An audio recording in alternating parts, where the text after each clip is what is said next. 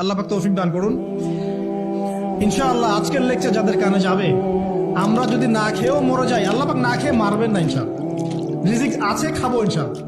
কিন্তু হয়তো বা অভাব হবে, টাকা পয়সা একটু কম হতে পারে, অন্যের 10 তলা ফ্ল্যাট হবে, আমার হবে না, ঠিক আছে, অন্যের এত বিঘা বিঘা জমি আমার হয়তো হবে না, কিন্তু ইনশাআল্লাহ তাআলা এই যে দুনিয়ার মুসাফিরের জীবনটা, এটা মুসাফিরের জীবন না, মুসাফিরের জীবনটা কেটেই যাবে ইনশাআল্লাহ। কাটবে না, যে কোনো ভাবে কেটে তো যাবেই ইনশাআল্লাহ। এই যে পরকালের জীবনটা একটা চেতনার শক্তি, জানেন, দুনিয়াতে যত বাধা বিপত্তি আসুক, গাল মন্দ খান, গীবত তহমত খান, কষ্ট হোক, নির্যাতন হোক, একটা বিষয় মনের মধ্যে শান্তি দেয়। কি শান্তি? যে এই দুনিয়ার জীবনটা তো আর চিরস্থায়ী নয়, এটা তো আর সারা জীবন থাকবে না।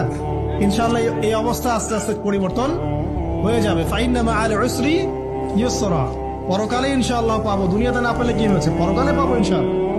যুবক ভাই,